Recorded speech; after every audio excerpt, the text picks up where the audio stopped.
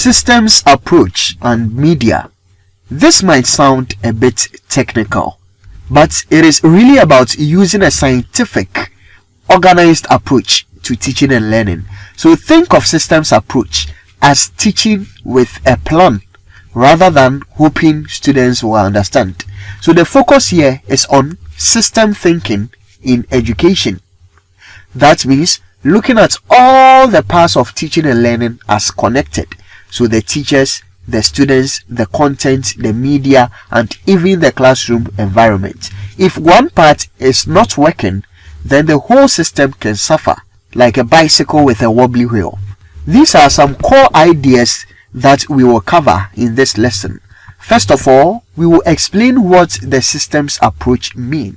Then we will talk about the systematic planning of media, that is the adapted models, using media like slides, videos, charts or models strategically to enhance learning. We will also discuss instructional design models.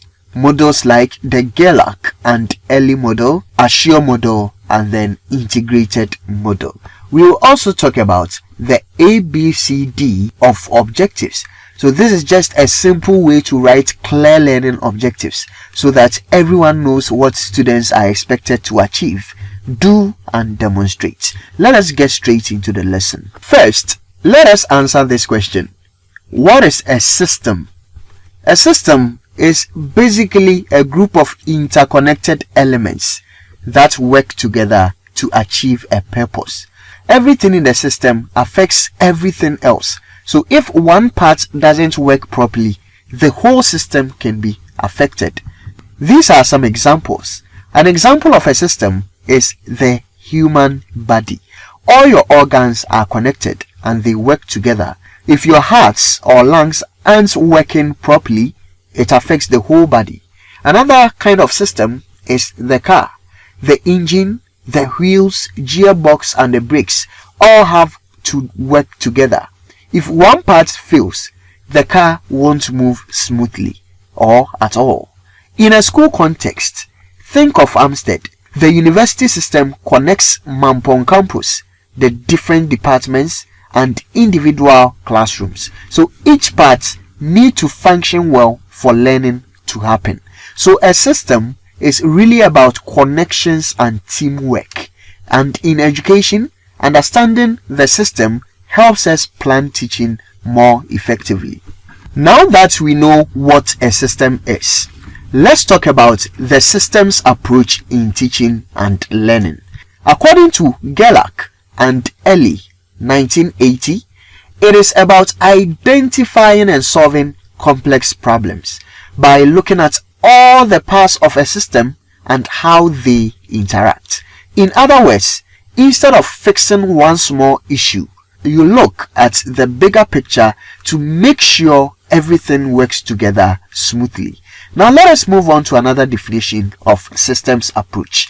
The Dictionary of Education also defines systems approach as the use of systems analysis and systems design to address learning problems. So it is really about planning and organizing teaching in a smart and a structured way. This approach isn't just for education. It is also useful in management, technology, and other fields where you need to solve complex problems efficiently.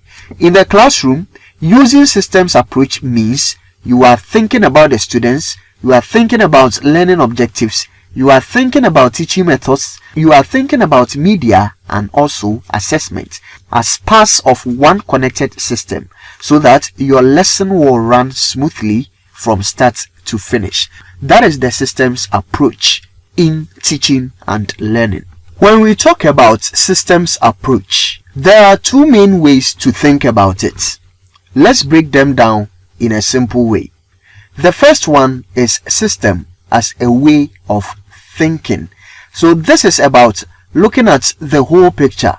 You will examine inputs, you will examine processes, then you will examine outputs of a system and how everything is connected. So for example, at Amstead, the inputs includes the non-professional teachers coming in. The process in the university lecturers teaching, courses, study materials, libraries, and other resources. And the output will be the professional teachers who are trained and ready to work. So here, the focus is on understanding the relationship between the parts and how they work together to produce results. That is one way of viewing the systems approach. Now, what is the second way? That is looking at system as a methodology, that is a systematic procedure. So this is about following a step-by-step procedure to plan and improve teaching. One of the common approach is the ADDIE. If we analyze, then we are finding out what the problem is or what students need. If we design, then we are planning the lesson or learning materials. If we develop, then we are creating the lesson content, slides or activities. If we implement, then it means that we are teaching the lesson. Then if we evaluate, it means that we are checking if it worked and make improvements. So here, the focus of system is on doing things systematically, making sure each step leads to effective learning. So in short, thinking of a system helps you see the bigger picture. Using the system as a method helps you plan and deliver lessons. So together, these two views make teaching more organized, efficient, and effective. So instead of just hoping students will learn, you plan carefully and make sure every part of your teaching works together. Now let's see how the systems approach connects with media in teaching. Basically, this approach was developed to combine the structured thinking of systems with the use of media to make learning more effective. So think of this as a lesson roadmap. You know where you are going, what tools you need, and how to make sure your students actually learn instead of daydreaming. Now let us see how the systems approach works in teaching, especially when we combine it with media. So think of it like planning a class carefully so that everything will fit together, from what you will teach to how you will teach it to how students can actually learn. So the systems approach is used for planning, developing, and evaluating instructions. So instead of just standing at the board and hoping students will understand, the systems approach is about making sure every step of the lesson works better. We have many examples of the systems approach. One of them is Gerlach and Ely's systematic approach. According to them, for example, before doing a science experiment, the teacher will have to plan, gather materials, explain the steps, supervise students carefully, and check the results at the end. So each part of the lesson is connected like pieces of a puzzle. Another example of systems approach is Portgator's integrated media design. So for example, when you are teaching fractions, according to Portgator, the teacher uses slideshows to show visuals, charts for practice, and verbal explanations. So using multiple media together helps students understand better because they see, they hear, and they interact with the content. Assure model by Heinrich and others. In this Assure model, the teacher assesses students' prior knowledge. For example, on let's say recycling, then the teacher will select appropriate media like a video and hands-on activity. The teacher will teach the lesson, and then the teacher will evaluate the learning to see if students can sort waste correctly. That is the Assure model. We will talk more about this. Now, what is the adapted model? Now, this adapted model combines all of the strategies above. For example, in reading a lesson, the teacher will plan activities. Then the teacher will select media. The teacher will monitor students' work and adjust the work based on the feedback he will receive. So everything is connected so that the lesson runs smoothly. So adapted model combines all of these models to ensure that your lesson runs smoothly. So in short, the systems approach makes sure your learning objectives, your activities, your media, and the assessments that you will use fit together. It ensures a well-organized classroom plan. Now you want to plan a lesson. Let us look at the 10 elements of planning a lesson systematically. Since we are dealing with systems approach, we are going to look at elements to plan your lesson systematically. First of all, these are the 10 elements. One is the objectives. So in your objectives, you will decide what to be able to do by the end of the lesson. So without clear objectives, your lesson is like a road trip with no destination. Now the next is that you will select content. So choose what to teach. Focus on the important stuff and leave out the random details that will just confuse everyone. The next, after selecting your content, is the entry behavior assessment. So you check what students already know. No point starting division if they haven't learned anything about multiplication. After entry behavior assessment, then you will also consider instructional strategy. Plan how you are going to teach. So which methods are you going to use? Are you going to use the lecture? Are you going to use demonstration, group work, or hands-on activities? So keep it engaging so students don't nod off. The next is that you need to check students' organization. So decide on how students will work. Are they going to work alone, in pairs, or in groups? Group work is great until someone decides their job is expert phone checker. That person will be checking his or her phone whilst the other students are busily working as a group. You need to check all that. Then after checking how you are going to organize the students, then you also consider time allocation. So plan how long each part of the lesson will take. So you don't want to spend 30 minutes on a 5-minute activity unless you enjoy chaos. Your classroom is going to be chaotic. Now the next, after checking your time, is to check space allocation. So arrange the classroom so activities can happen smoothly. Students need room to work without bumping elbows or tipping over chairs. Now after checking your space and arranging your classroom, you need to also consider selecting your resources. So which teaching materials are you going to use? Then you check for performance evaluation. So decide on how you are going to measure the learning. Are you going to use quizzes? Are you going to use discussions or practical tasks? Make sure students are actually getting it. Then the last step is the feedback analysis. So you watch and listen to students. If they look confused, then you have to re-explain. This systematic instruction planning has some strengths. One is that it makes the lesson practical and you follow clear steps. But the weakness is that it focuses more on choosing the media and not how to use the media creatively in class. So in short, following these 10 steps is like following a recipe for a successful lesson. If you miss one step, your class might flop. If you do it right, then your students are going to enjoy the class. This is an example of the systems approach in teaching. Teaching should be systematic. This systematic way of teaching is rooted in the design model by Gerlach and Ely. So according to them, this is how well an effective lesson should be planned and implemented. Let us look at another model and see what they also think about systematic instruction planning.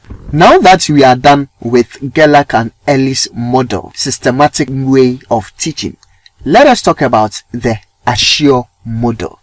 This is one of the most popular scientific approaches for teaching with media. So think of the Assure model as a step-by-step guide to make sure your lesson runs smoothly and your students actually learn something. This model is called Assure because each letter stands for an important step. So the A stands for analyzing learner characteristics. The S stands for stating objectives. The S stands for selecting, modifying, and designing materials. The U stands for utilizing the materials. The R stands for requiring learner response. And the last one, E, stands for evaluation. So Assure model. How is this used in the classroom to teach with media? First of all, you need to analyze learners. The A part. Analyze learners. So know your students. What do they already know? What learning styles do they have? You wouldn't teach fractions the same way to first graders as if you are teaching senior high students. It will be a waste of time. You have to analyze your learners. That is the first step in the Assure model. Now the next is to clearly state your objectives. So clearly say what students should learn or do by the end of the lesson. So the objectives will tell everyone where you are going in the lesson. Without the objectives, then you do not have a clear plan for what you want to achieve. Now the next is to select the method, the media, and the materials. That is the second S in the Assure model. So you choose how you will teach and what tools you are going to use. Are you going to use slides? Are you going to use charts? Are you going to use videos? Or you will do practical work? This is the step that you have to take. Select the method, the media, and the materials. Now, after doing your selection of method, media, and materials, what do you do again? The next is to utilize the media. Actually use the media in class. Don't just bring a video. You have to show it at the right time and link the video to the lesson. In that way, you are utilizing the media. Now, the R in the Assure model is to require learner participation. That is, get students involved. You have to ask questions, do group activities, or let students practice skills. Students will remember more when they do something themselves than you telling them everything. Now, the last step in the Assure model, that is the E, evaluation, is that after you've done all this, you will check if the lesson and the media that you used actually work. So you will ask yourself questions like, did students understand the lesson? Was the video that I showed helpful? So this is your chance to fix anything that didn't work. What advantage does the Assure model has over the previous model that we talked about? Now, one strength of the Assure model is that it is good for classroom lesson planning. So it is a very great if you want to plan your lessons in a structured way. But it also has weaknesses. One of the weaknesses is that it omits content selection. So over here we can see that in the Assure model there is no selection of what? Of content. The Assure model helps you to plan your lesson systematically. It helps you to analyze learners, use the right media, and get your students involved, and also check whether what you did worked. So if you follow these steps in planning and implementing your lesson, then your lesson is much more likely to succeed. Students will love your class. Now we have talked about Gerlach and Ely's design model, and we have also discussed the Assure model. Now what about the adapted model? So this adapted model combines the models of Gerlach and Ely and then the Assure model. So this is a hybrid form of lesson planning or planning lessons with media. It takes what works from both approaches, that is the Gerlach approach and then the Assure approach. It takes what works from both approaches and then puts it together in one model. So what are the steps in this adapted model? If you follow these steps, then your class or your lesson is going to be very engaging and students are going to love your class. Now, the first thing to do is to state your objectives. We will talk more about stating your objective in the adapted model. But here, simply, you will decide what students should learn or to be able to do. So this will help keep your lesson on track. Now, do you remember that in the Assure model, there was no selection of content? Here in the adapted model, we have included the selection of what? Of content. So in selecting your content, you will choose the material that is most important and relevant for the lesson. Then you will analyze your learners. So you will know your students' background, their prior knowledge and learning styles. Then the next is to select the methodology that you will use, the media that you are going to use, and the teaching materials that you are going to use. Now, after doing your selection, then you have to use the media you selected. So use it in class at the right time. After that, you have to require learner participation. That is, you will involve your students actively. You will ask them questions and let them do activities. This will help them to learn better. Now, the last one in the adapted model is to evaluate the content, method, and the media that was used. So you evaluate whether your content was appropriate. You will check whether everything worked. So, did the students learn? Was the method effective? Did the media help? So you will adjust it as needed for the next time. So the adapted model here is believed to be the most effective model for classroom media use, although it is not yet accepted in the world of academia. But it is very useful if you want to plan your lessons in a structured way. So it gives teachers a complete step-by-step guide for lesson planning. It combines teaching methods and media so that students can actually learn and stay engaged. Let us delve deeper into the adapted model. You would realize why we are saying that the adapted model is the ideal. Alright, now instructional objectives. So in all the models that we discussed, the Gerlach and Ely's model, the adapted model, and also the Assure model, we could see that we always had to select instructional objectives. So let us talk about instructional objectives. What are they?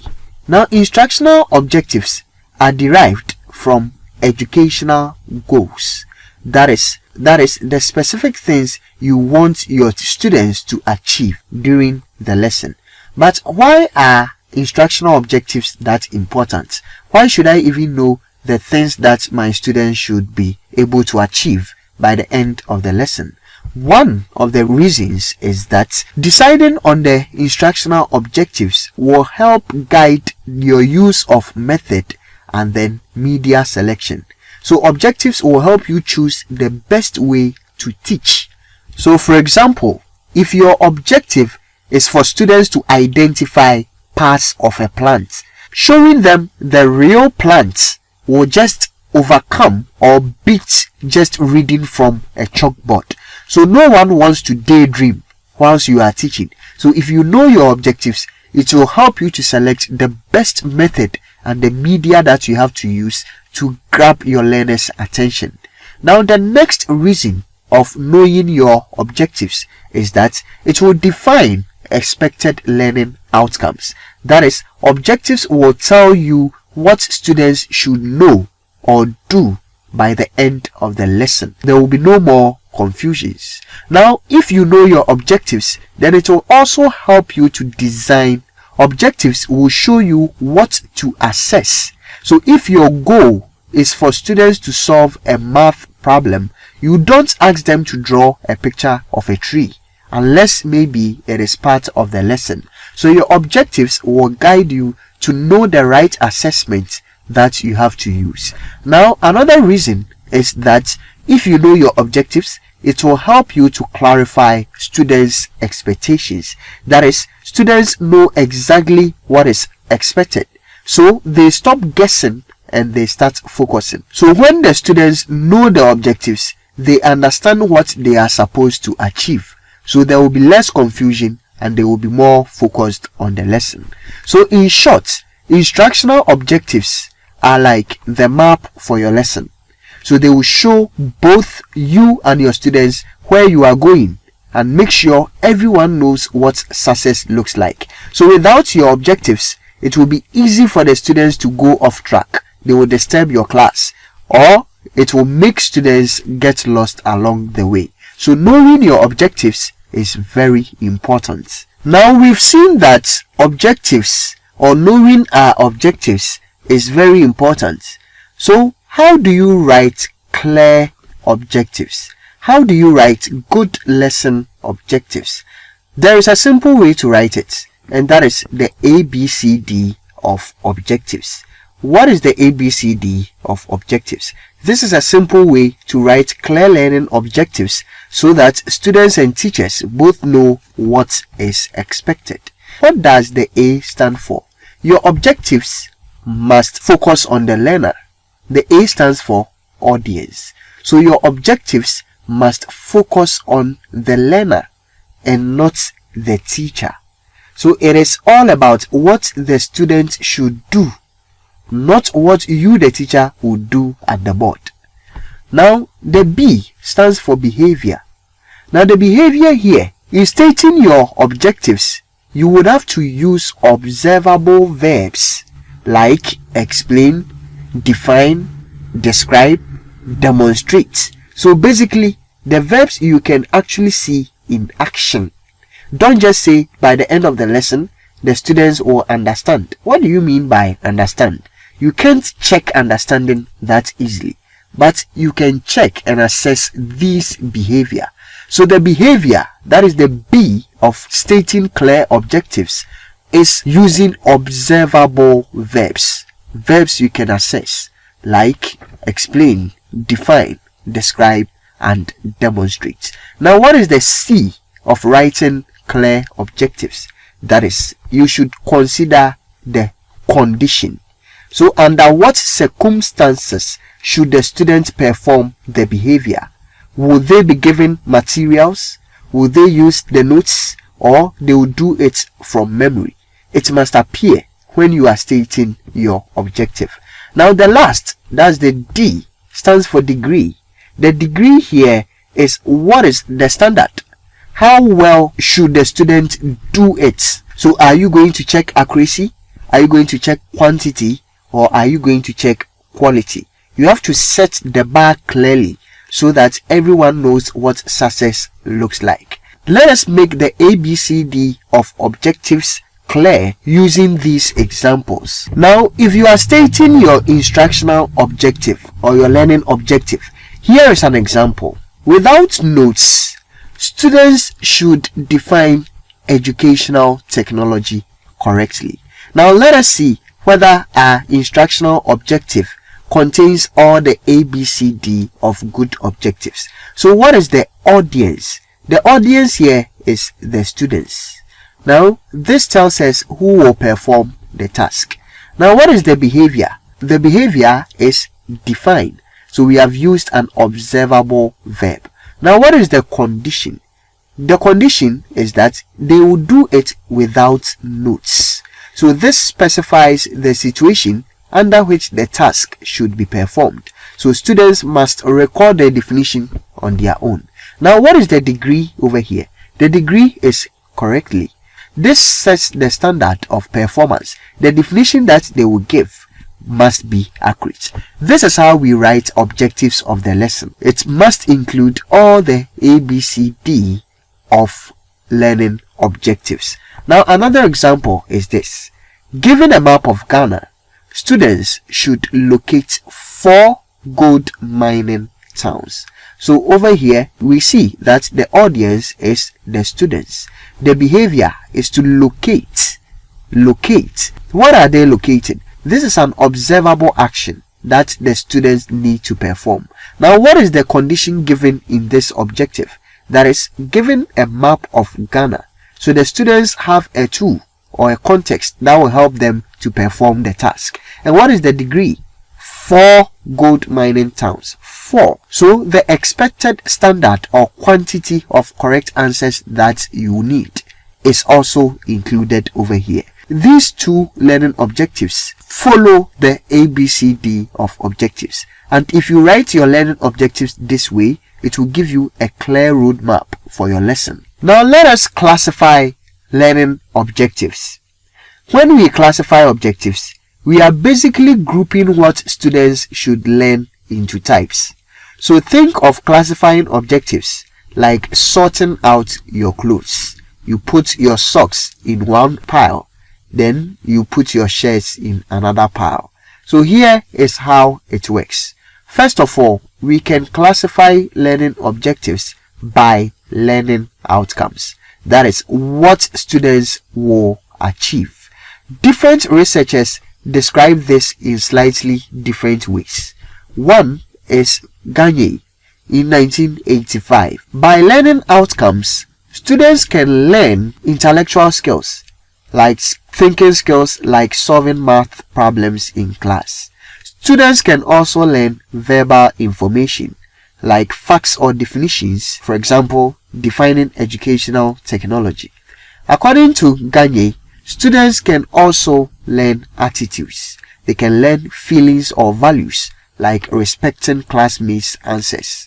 Students can also learn about cognitive strategies, that is planning or problem-solving skills, deciding on how to do group science projects. Students can also learn motor skills, that is the physical actions like drawing a diagram or performing an experiment. So according to Gagne, classifying objectives can be done by what students can learn. Romizowski also adds to this. According to Romizowski, objectives by learning outcomes can be split into 2. The first one is knowledge, that is the facts, the procedures, the concepts and principles. Students can also learn skills. The skills include cognitive, psychomotor, reactive and then interactive skills.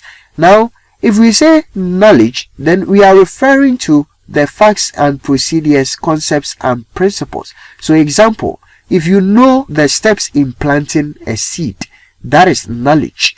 That's one thing students can learn. Students can learn cognitive skills by thinking and analyzing results.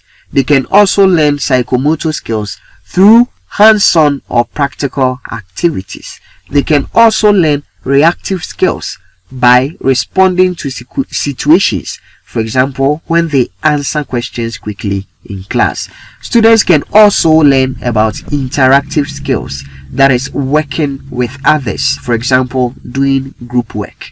So according to Romizowski, by learning outcomes, instructional objectives can be broken down into the knowledge that students can learn and the skills that students can learn. So this is the classification of objectives by what students can learn, that is by learning outcomes.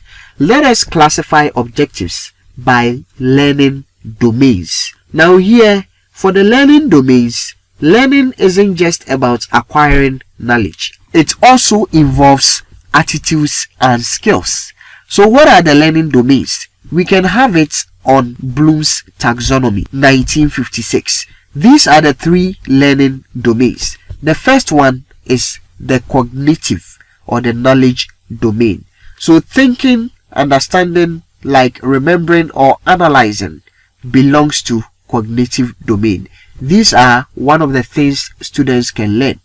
Now another is that the students can learn affective skills. Affective is referring to the attitudes and values.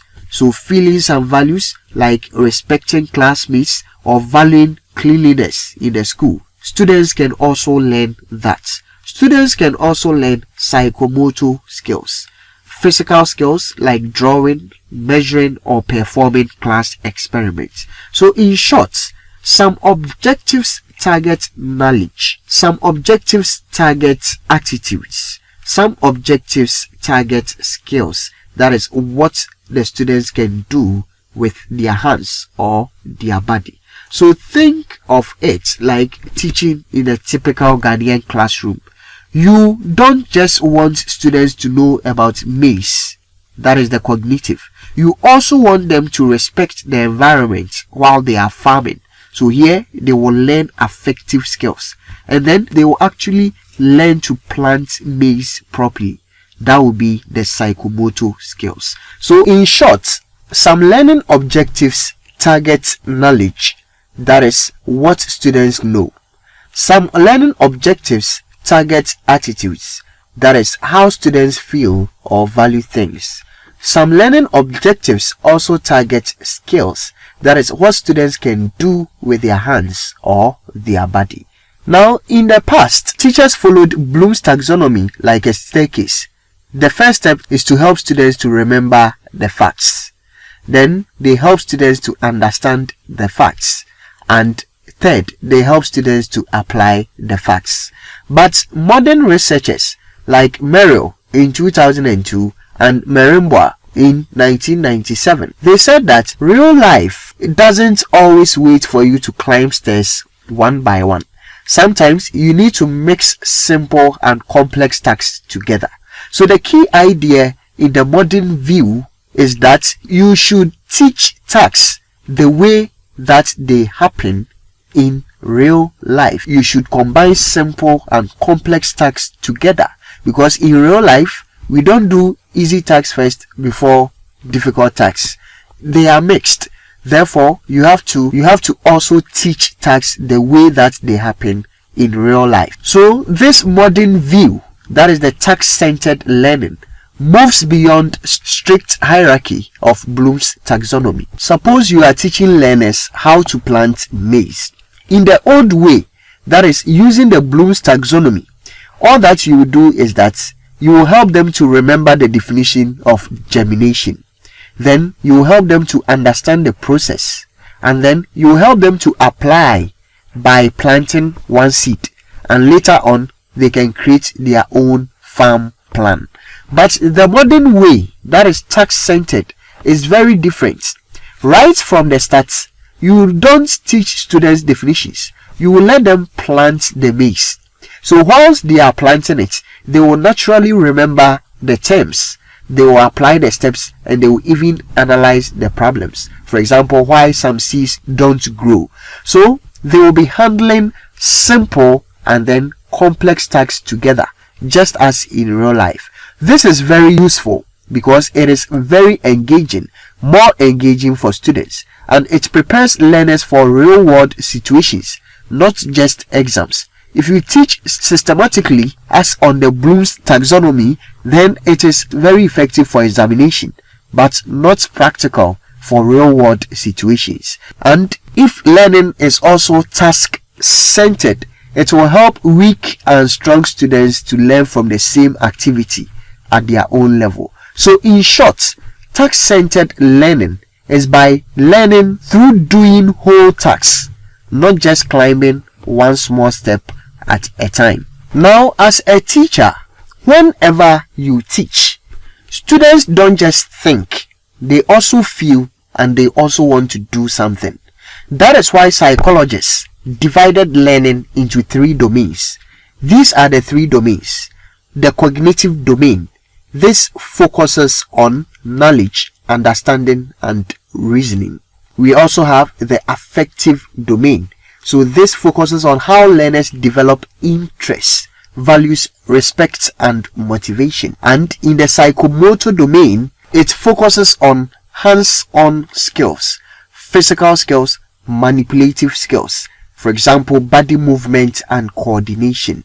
Teaching isn't complete if we only fill students' head with concepts. We also need to touch their hearts. We also need to train their hands. If we put these things together, then we will not develop students who only know things. We will develop students who also have attitudes and values. We will develop students who also have some skills to help our society. These are the 3 domains of learning. Let us zoom in into the cognitive domain. Now, if you want to assess students, you can do so by testing their cognitive abilities. That is the cognitive domain. So if we say cognitive, then the focus is on how students think and then how they use knowledge. It moves from easy thinking to difficult thinking skills. On the Bloom's taxonomy, it moves from easy thinking to difficult thinking skills. So here are the skill sets in the cognitive domain. You can test knowledge. If you test knowledge, then you are testing the student's ability to just remember things. If you test comprehension, then you are testing the student's ability to show understanding by explaining. If you test application, then you want the student to apply the knowledge that they have. So the students apply what they have learned to solve problems in new situations. Now, if you test the student's ability to analyze, then you want the student to break ideas into pieces to show how they connect. Now, if you want to check synthesis, then the students will have to combine ideas to form something original. Now, if you want to test evaluation, then here you want the students to judge. The students should give opinions based on standards or evidence that they are provided. Now, provided you want to set questions for students by testing their cognitive domain, what action verbs can you use to test their knowledge, to test their comprehension, to test application, to test how well they can analyze things, and to test how well they can synthesize, and to test how they also evaluate? These are the action words that you can use. If you are testing the student's knowledge, it means that you want the student to recall facts. So these are some action verbs you can use: define, list, recall, name. So if you say list 5 regions in Ghana, you are testing knowledge. Secondly, you can test comprehension by using these verbs: describe, explain, locate, paraphrase, translate. So here the students will show that they understand by explaining or restating. For example, if you give this question, explain why Accra is hotter than Kumasi, then you are testing students' comprehension. You can also test students' application. So students use their knowledge in real life or in new situations. You can use verbs like apply, demonstrate, illustrate, solve, prepare, use. So for example, in class, if you write use the formula for area to calculate your classroom's floor space, here the students are going to apply what they have learned into real life situation. You are testing their ability to apply what they have learned, application. Now you can also test students' ability to analyze, analysis. So analysis means to separate ideas to see relationships. So you can use verbs like analyze, compare, contrast, differentiate, outline. So these action verbs will help the students to break down concepts into parts. So for example, if you write compare the lifestyle of rural farmers with that of city workers, here the students are going to analyze. They are going to separate the ideas. They are going to see the relationship. You are testing analysis. You can also test synthesis. That is creating something new. For example, you can use verbs like combine, design, develop, plan, or propose. For example, design a new school logo that shows unity and hard work. Here, the students are going to create. That is synthesis. Now, you can also test evaluation, judging or deciding. The students will make judgments based on evidence. You can use verbs like assess, justify, interpret, support, select. So for example, if you ask students that, do you think free SHS is the best policy for Ghana? Justify your answer. Here, the students are going to justify. They are going to evaluate based on evidence or criteria that they have. All these will test the students' cognitive domain, their thinking abilities. This is not the only domain of learning. So if you are a teacher who always sets questions using only these words, then it means that you are always testing the student's cognitive domain. How do you test the other domains, like the affective domain? Now let us talk about how we can also develop learners' affective domain.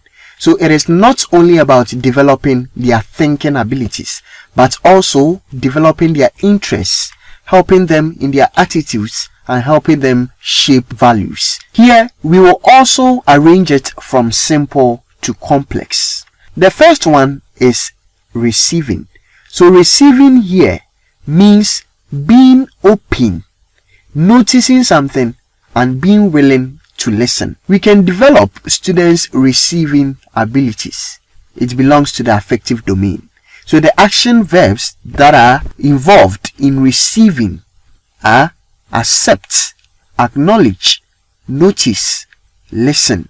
For example, if a student listens when the teacher explains don't litter, then affective domain is being developed through willingness to listen.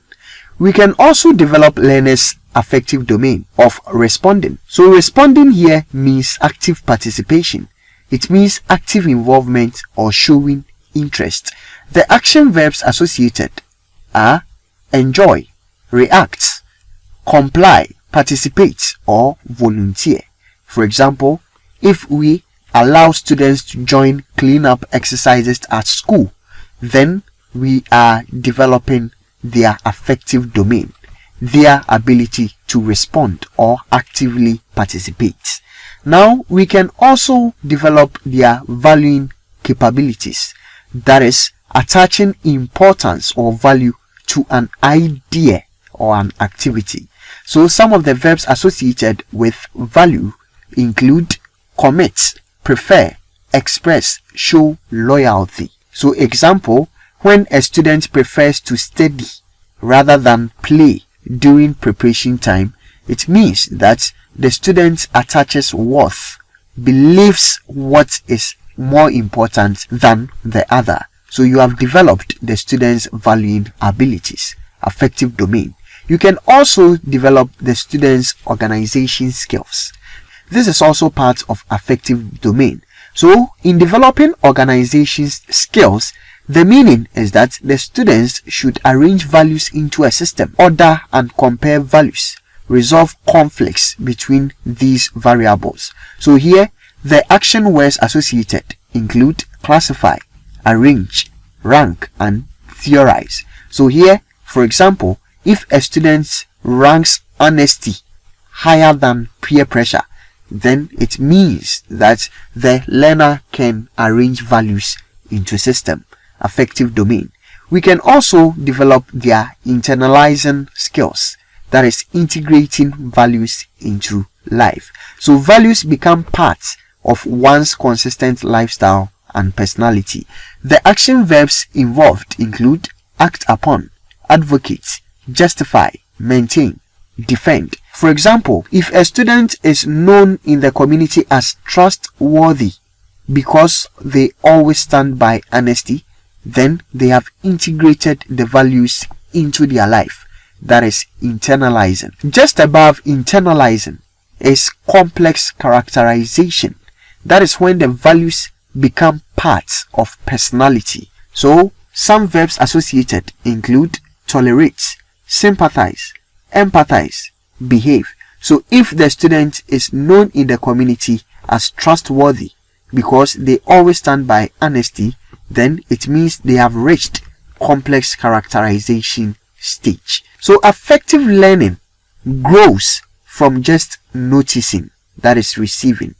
It grows from noticing, receiving, to responding, to valuing, to organizing, to internalizing, and finally the values become parts of the individual. This is the taxonomy, how we can build the character of people in steps from simple to complex. Now to the psychomotor domain. This is all about skills, the things you learn by doing, not just thinking. This also moves step by step from small simple actions to big complex skills. Let us take these steps one after the other. First one is perception. You first watch, then you listen to the teacher. For example, if the teacher is teaching you how to drum, you will notice how he holds the sticks and you will hear the rhythm as he drums. That is perception. Now from perception, it moves on to set, readiness to act. So over here, you prepare yourself to try. You sit by the drum, you hold the sticks, you position your hands. Then it moves on to guided response. You copy and then you practice. That is imitation. So you copy the simple beat that the teacher plays and you keep on practicing it. Now it will move on to mechanism. You will do it with confidence. This means that after practice, you will play the beat smoothly and with confidence. You can now drum without looking at your teacher too much. Now it will move on to the complex overt response stage. Drumming becomes almost automatic for you. For example, your hands will start moving quickly and naturally. You can drum and sing at the same time. Then it moves on to an even higher stage. That is the adaptation. So over here, you can adjust the beat to fit new songs or rhythms. You can modify the skills that you have acquired. You can change the drumming style. Now, the greatest stage of the psychomotor domain is the origination. Here, you will create your own rhythm or style. You will invent new drum beats that others can start copying.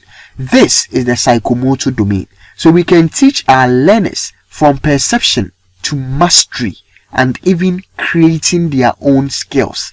So learning shouldn't always be about teaching learners the cognitive abilities. We can use step-by-step guide to help them to master skills and even invent their own physical and manipulative abilities.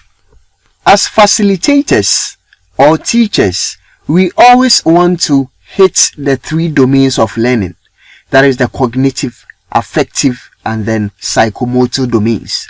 However, we need to choose the best model of instruction in order to achieve this. That is where the adapted model comes in. So how should you structure your lesson to achieve all the three domains? First of all, you need to state instructional objectives. We will talk more about that. You also have to select the content. You also need to analyze learners. Again, you must select method, media, and materials. After doing that, you will utilize the media and materials, considering the 5 P's. Then you will require learners' participation. And finally, you will evaluate the content, the method, and the media.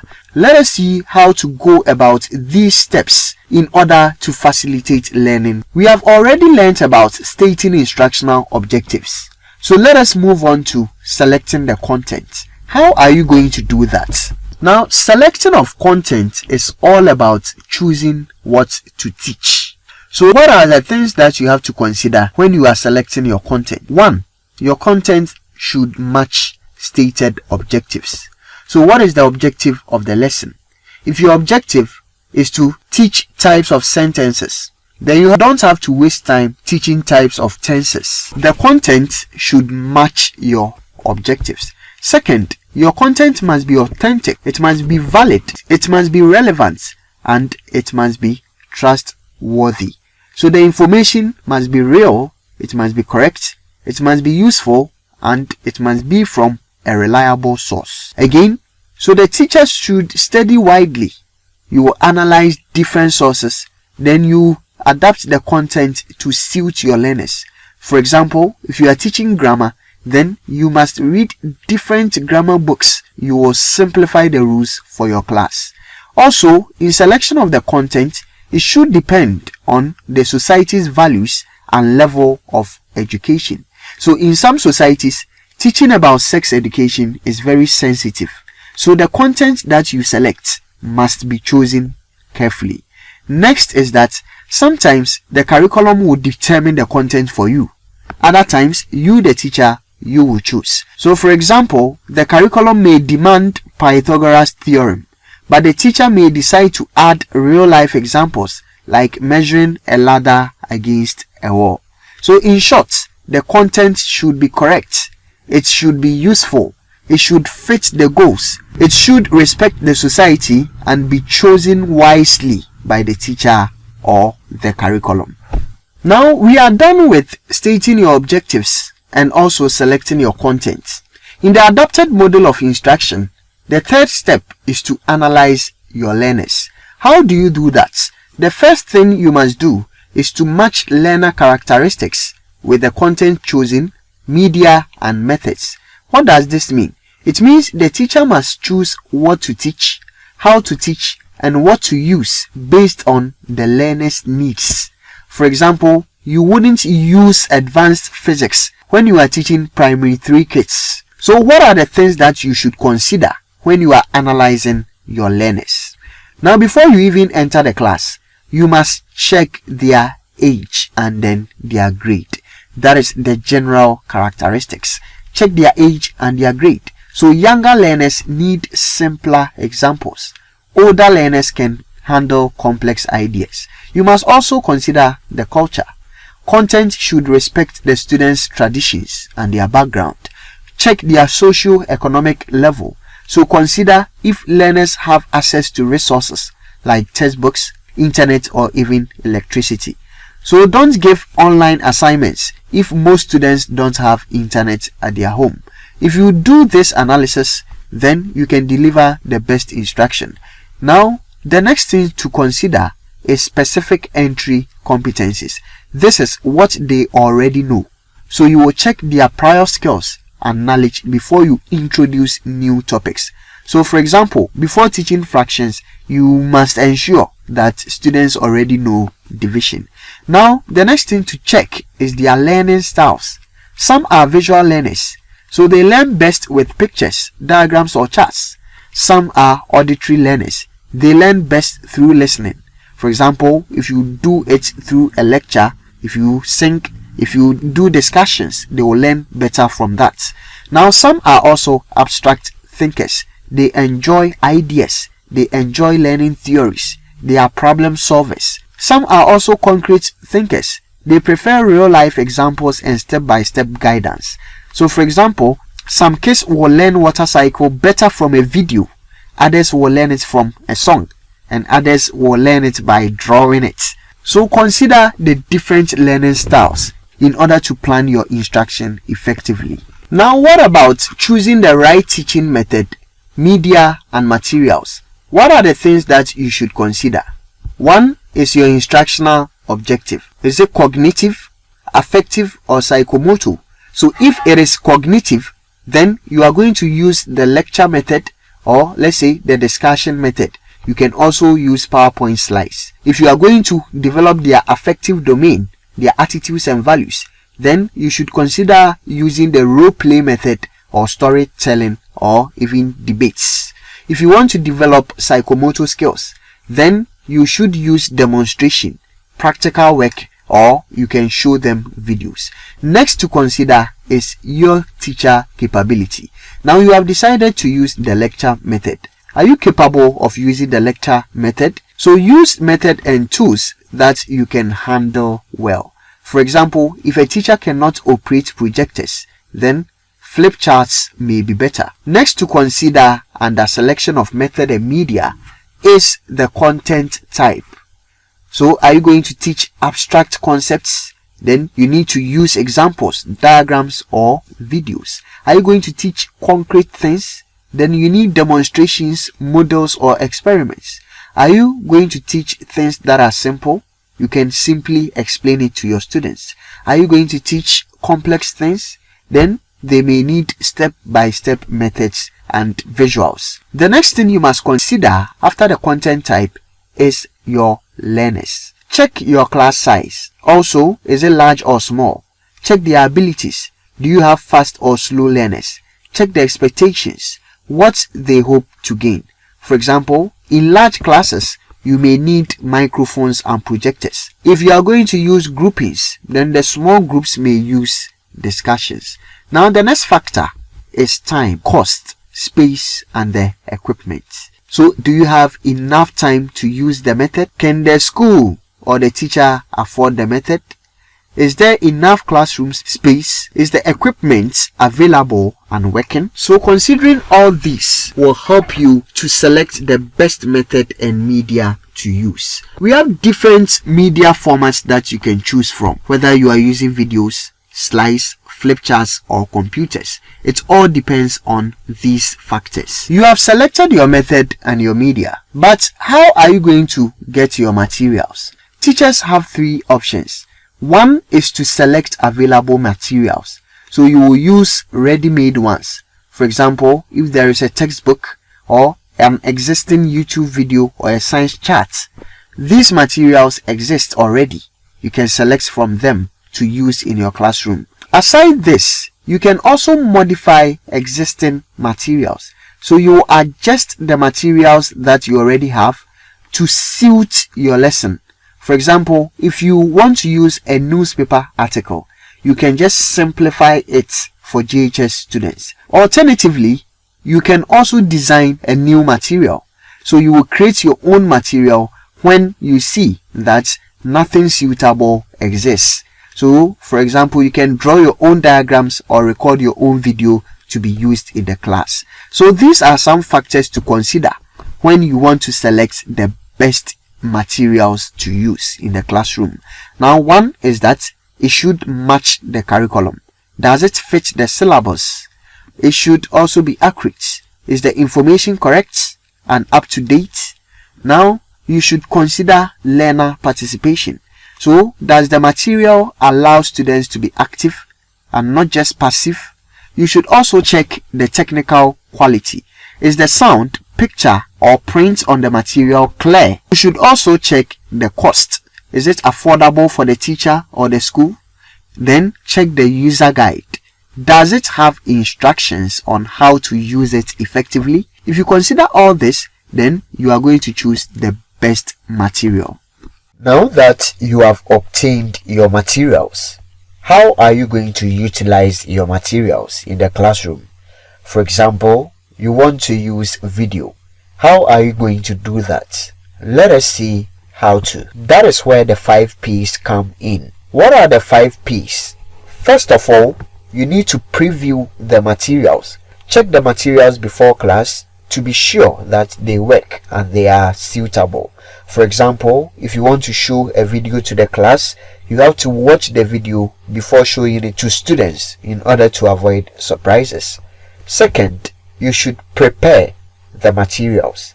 Get everything ready. If you are using PowerPoint slides, you have to set up your slides, check your projector and everything. For example, you have to charge your laptop and arrange flashcards in order if you plan to use flashcards.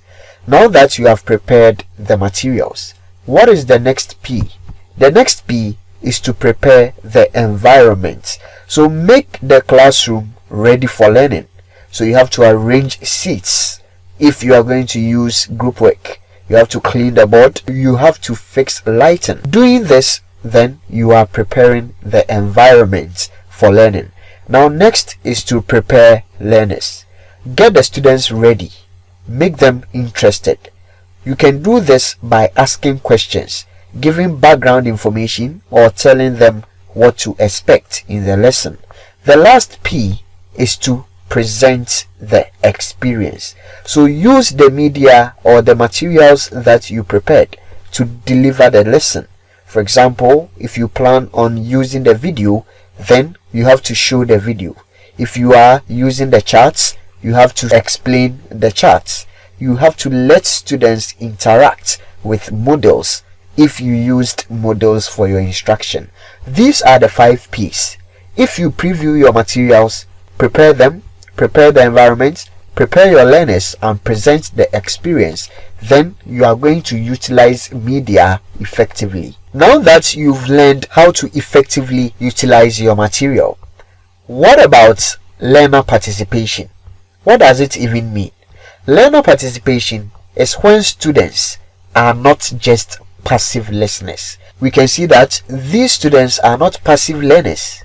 they actually do something during the lesson.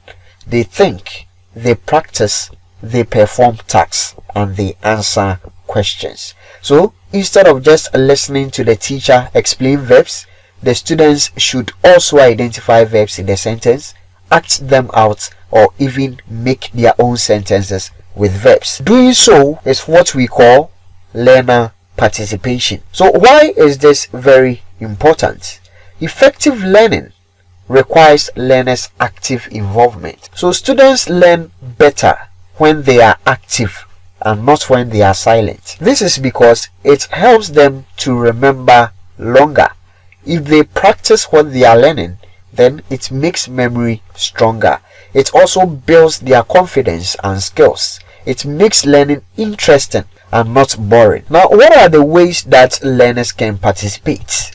One of them is practice spelling and vocabulary. That is, they can be made to write words and use them in sentences. If they do that, then they are also taking part in the lesson. Another is to solve problems. So learners can answer math questions, science questions, or real life questions. This will ensure their participation. Third is to allow learners to perform tasks, psychomotor tasks. So they can do experiments, they can draw, they can do role play, they can take part in sports, they can use tools. If they do that, then they are performing tasks. It also increases their participation in the lesson. Now, another way is also discussions and asking questions. If you use the discussion method and you solicit answers from students, they are likely to participate in your lesson. Now, some media allow more participation than others. So some teaching materials allow more interaction. For example, when you take slides, the teacher can pause a slide, then ask questions and get feedback from students. So here we have a very high participation of students when you are using slides. But what about TV? With TV or video, the students mostly just watch unless the teacher adds activities. So in summary, effective learning happens when students take part in the process through practice, problem solving, and doing tasks. So teachers must pick methods and media that will encourage involvement instead of just passive watching or listening. Now you have done everything right. It is time to check whether your teaching worked. That is where evaluation comes in. So when we say evaluation, the purpose is to measure effectiveness of content, method, and media. So evaluation helps the teacher to find out whether the content, method, and media worked or were effective in teaching. So it is like saying or asking, did my lesson really work? Let us see the types of evaluation. We can do evaluation before instruction. So this is done to check if learners are ready. For example, you can do a short quiz before teaching fractions to see if students understand division. And evaluation can also be done during instruction.